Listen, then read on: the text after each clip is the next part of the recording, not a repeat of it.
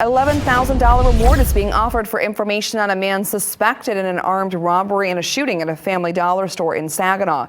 They say the suspect, who you see there on your screen, shot 18-year-old Ariana Flynn in the face, who was critically injured when that happened.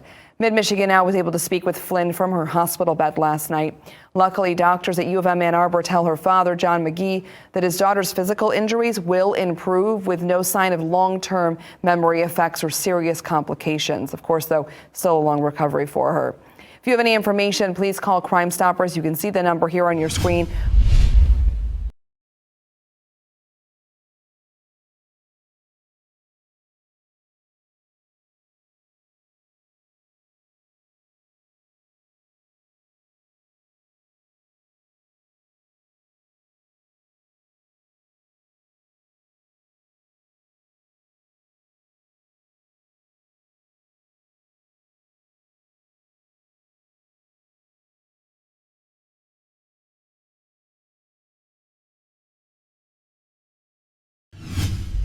Door down. I had went to go to lock the doors, but I seen there was carts outside, so I brought him in. And the guy, he helped me bring him in, so obviously I didn't think nothing of it. But it's just a customer needing to get some stuff. And then I had brought him in the rest of the way, put him in their spot. Told the guy I'd be with him in just a minute, and then I told him I can get him down on the next register. He shook his head, and then when I got there, he said something. I looked at him funny, I think, because I didn't understand what he said. Kind of like looked at him like, huh? Like, what did you say? And he whispered, and he pulled his gun out. I yelled for my boss. He said it again. I didn't hear him again, and he shot me. And then I told my boss, they take whatever you want. Just don't shoot me. And then she told me to dial 911. And then I remember the other customer that was in the store ran to me with a blanket and held it to my face and told me, and I told him to take it off. It hurt. It was sticking to my face. I didn't want it there. He said no, because then you'll bleed. Quarantines and isolations are now shorter in Michigan, just 5 days, since the CDC adjusted its guidance last week. But for school-aged kids in Michigan, they still need to wait 10 days to return to class, according to MDHHS. A well-known Flint-based doctor tells me the reason he thinks the state's health leaders are hesitant to cut back on quarantines and isolations for children who are in school is because of the type of COVID-19 spreading in Michigan right now. Dr. Bobby Mukamala tells me with the Delta strain still prevalent in our area, the tactic needs to look a bit different.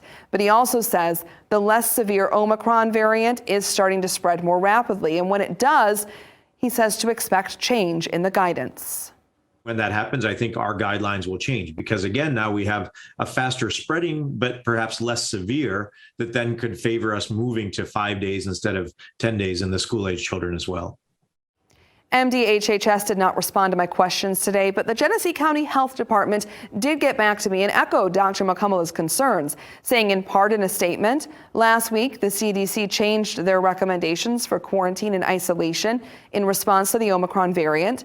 These changes were made based on the assumption that Omicron was the most prevalent variant in the country, which data shows is not yet the case.